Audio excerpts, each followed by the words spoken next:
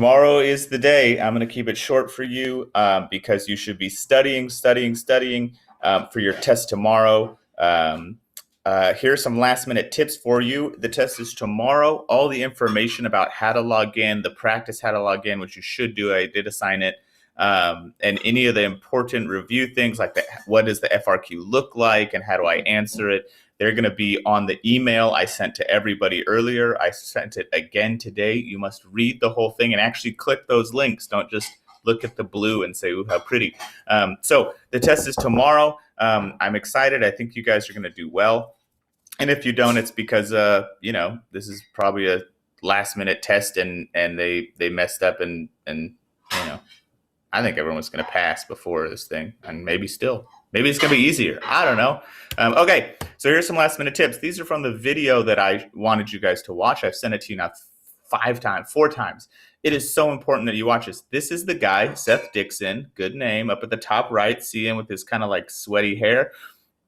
He's the guy who reads and tells everyone how to grade all of the previous College Board tests. So this advice he's giving is not just like casual advice. It'll seem familiar because it came from me, but he's the one who says, here's why people pass and here's why people fail. So the advice is read the full prompt, answer the full prompt. Sometimes you guys get lost in the sauce and you start talking about examples and you forget to explain why that example is part of your answer. That's what he's talking about. Label the questions A, B, C, D, E, right? Address the scale of the question. This is one we haven't talked about explicitly, but if you can focus in on whether it's a global scale or whether it's a local scale or anything in between, it'll really help you out. You don't have to say like, this is a global scale question, but you'll know, oh, I'm talking about states instead of cities, or I'm talking about multinational organizations and world trade instead of like interpersonal trade. My recommendation here is never think about a person. Think about people, right? Don't think like, well, a person might desire a job. That's not what we do. It's people look for economic opportunity, right? Answer the task verb. I'm going to go through those in a second. Describe, explain, compare. Those are going to be the 3, it sounds like, that you need to pay attention to. Integrate units with speed. We do ESPN. It's the same. Speed is social, political, economic, environmental, and development. And then use geography terminology. Some of you are so good at this, at the questions I ask in the class and guessing and knowing what's going to happen. You just need to make sure you use the correct terminology, right? Make sure you apply those terms in various contexts. They love giving you questions that are like, if you Google it, you'll get the wrong answer. So it's like, if you talk about devolution and you Google devolution, the first thing that's going to pop up is not the breaking up of states, right? It's going to be like an animal or something. So they love stuff like that. So make sure that you're using your words and they're going to make it really hard for you to Google. If you're Googling, you're wasting time, right? You want your notes out. You want your vocab out. You might try to Google a quick vocab to remind yourself, but don't get lost in those things. They're not going to ask you something you can Google. So think in your brain before you look for resources.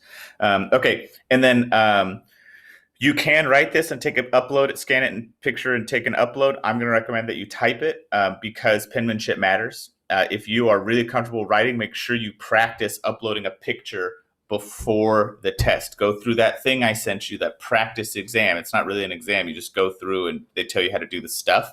I sent it on a document that you should have followed. His big advice, the big takeaway I got from this, he even wrote it here, is students need to learn to close the loop in their writing. You guys will introduce the right idea, you'll say the right thing, and you'll start talking, but then you don't answer the question, or you start talking and give an example, but you don't explain how that example comes back and explains the answer. This is not English class. You're allowed to say things like, this is an example of devolution because, right? It doesn't have to be beautiful. No, they're not going to grade you on that. And famously, geography exams, you don't need to be good at English to pass them. That's their whole thing. So don't try to be a perfect writer. do right well, but you're allowed to use those little cheats that you learned your freshman year, right? Like this is an example because this leads to this because, and so make sure you're closing the loop in your writing. I always say it's like a bridge, right? Like you have a point over here and a point over here, and you guys will just jump from here to here without telling me the steps on how you got here. He's talking about closing the loop, meaning like always go back to the beginning. And I think that's a good way to think of it. This is new to me that they care so much about this, but I think you guys do it implicitly.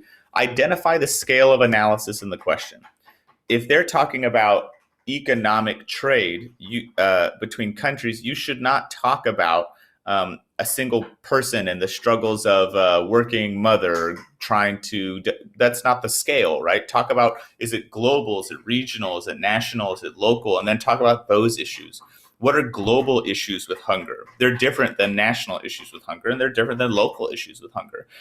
So make sure you know the scales and identify them, at least in your vocabulary. And now here's the ones that are going to be really important. This is now just me mimicking the video. So I'm going to put this Edpuzzle on skip. You can go right to the end if you want. So there are probably going to be 3 words they're going to use. They're not going to do an identify because they know you can Google it. They know you have Google. They're designing this test around you having Google. So I think anything you can Google is a trap. That's my personal opinion. The 3 words they're going to look at are describe, explain, and compare. Describe means just give a detailed account, including reasons or causes, provide the relevant characteristics of the specified topic.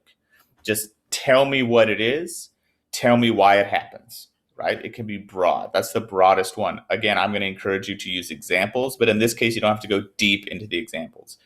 Explain is a detailed account, including reasons and causes, providing information about the relationships, patterns, position, situation, or outcomes, and you use evidence and or reasoning. And then you explain the degree. Explain the degree looks at how it or does not apply. So they might say, explain to what degree chain migration is responsible for the Russian population in Antelope High School. Because in some ways it is entirely, in some ways it's not entirely. And you need to explain both of those, why and why nots. You need to explain the patterns, the positions, the situation, why it happens, how it happens. It really is just like vomiting everything you know about what they're asking about. And then compare. This one you guys are going to rock because our school focuses on compare and contrast essays. I don't like them, but hey, lucky for us.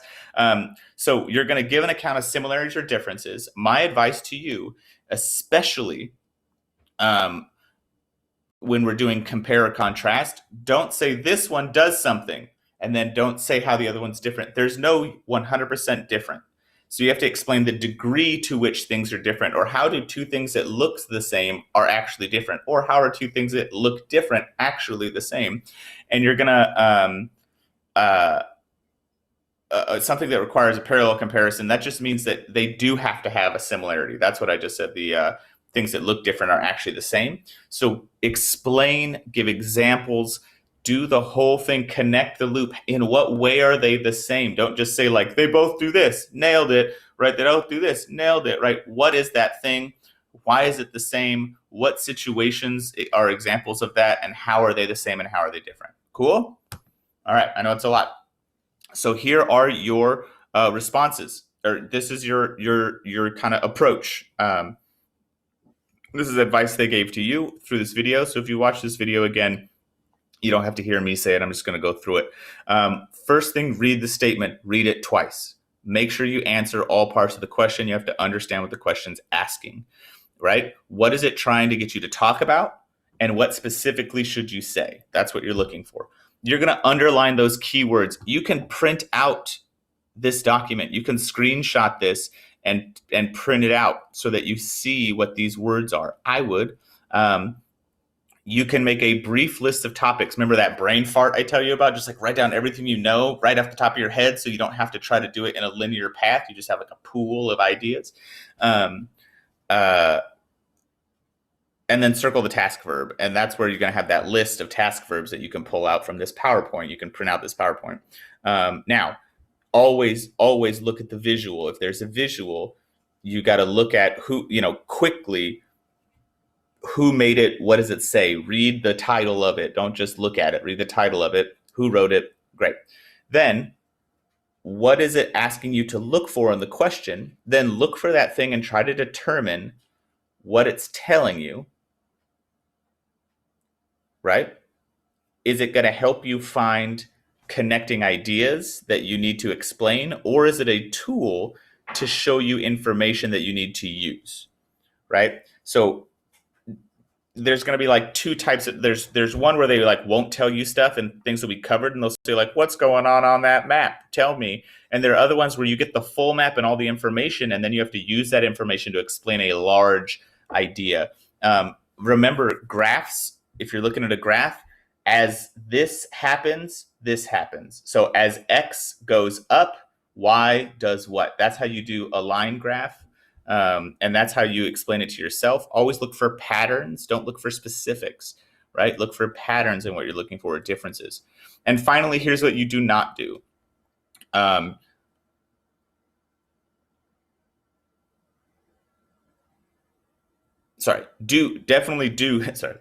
Do these things. That was confusing to me for a second. So definitely write it in the order that they give it to you. You have a computer, you can copy paste. Definitely enumerate or write the letters for the question. So A, B, C, D, E, F, make them obvious. If the question asks for examples, give examples. If it doesn't ask for example, give examples and make it clear that you know why that example is related. You don't want to say like, and there's ethnic conflict like in Rwanda. Next, right? You're trying to prove to them you know this. They know this stuff, right? So you need to prove that you are knowledgeable in it, not just that you kind of have like an idea or you watched the movie Hotel Rwanda. Do not provide information that is not requested. Don't try to prove how smart you are. Try to prove how much geography you know. Don't talk personal opinion at all. You are using your geography skills to make inferences if you have to. Hopefully you have a solid example up here. Otherwise, you're using, when they say opinion, they're not talking about like your ideas. They're talking about what you think without really thinking about it, right? It's not an opinion if you have evidence and if it's answering the question. So some of these questions are gonna be what you consider your like thoughts. That is not the same as opinion. Your thoughts are important. Your ideas, your argument is what you're looking for, not your opinion. An argument is an opinion with evidence. Use the maps. They're there for a reason. Always explain the topic with an example. Explain with an example. They got the same thing I do. Spell geographic terminology correctly if you can. It's important. You can spell everything else wrong, but they don't want you to spell demographer wrong for some reason. You don't have much time. So don't waste your time looking stuff up, right?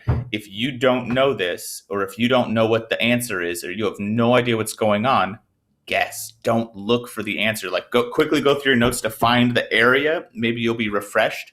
But if you're spending 5 minutes or 3 minutes even looking stuff up, that's 3 out of 25 minutes for the first question, right? So you want to be able to see your notes, remind yourself, maybe look at some graphs, and it'll give you an example. But other than that, you don't want to like just be Googling or looking stuff up. It's a waste of your time, right? You don't have enough time. This is gonna fly by so fast. You're gonna be under so much pressure. So what I would do is set your notes all around you, tape them to the freaking wall, do whatever you can do so you can look at them fast. Remind yourself. That's why I've been having you do those pictures. That's why I've been having you do maps. That's why you always do case studies with your examples, because then you see it, you're like, oh, right. Ethnic cleansing in Sudan. I can do that one. Oh, the Lost Boys. Okay, great. Now I'm going to start typing. So that's all the advice I have for you guys. The other one is, if you don't know what time the exam is, you don't know how to get to it, if you don't know what to do or where to be or what it looks like, you need to look at the resources I sent to your email. That is the stuff they gave me, right? That's everything. It's on there. Please don't text me right away without going through that document first. And if you do have questions, text your friends. It'll work like this, though. They're going to send you a token right before the test. You should be logged in and ready, right? At that, if you follow the instructions that you do during that practice login, which, by the way, you should do today, they're going to send you a token in your email the email that you used on College Board, so make sure you have access to it. You're going to use that token to start the test. If you don't start the test, you don't get to take the test. Or there is a late date as well, but I think a lot of people are going to, anyway, don't do that. So that's how it works today. Hopefully you guys are studied up and you're ready for this thing. I know you can do it. I'm not worried that you guys aren't going to do well. I know you probably are, but you're going to do great, right? You guys are prepared for this. The ESPN analysis, your guys' classes have been so good at it. It's actually made teaching very difficult because like I have nothing to say when you're like, well, blah, blah, blah, this answer. And this is annoying when you guys are so smart. So again, relax. You got this. Use this last day to do a couple practice FRQs, CRQs. Maybe do some review, but don't pound your head against the wall if you've been studying. If you've been studying, you've been doing exactly what you should do.